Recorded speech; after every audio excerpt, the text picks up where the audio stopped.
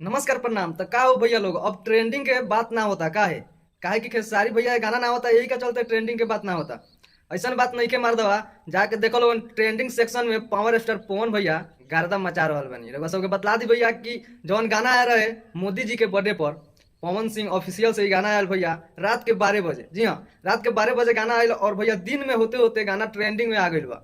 रउआ सबके बतला दी भैया कि गाना अभी ट्रेंडिंग सेक्शन में चला था 7 नंबर पर। जी हाँ, रउआ सबके बतला दी कि म्यूजिक सेक्शन में 7 नंबर पर बा ई गाना, जौन की मोदी जी के बर्थडे पर पावर स्टार पवन भैया ये गाना गैले रही और विनय बिहारी जी के ई गाना लिखल है।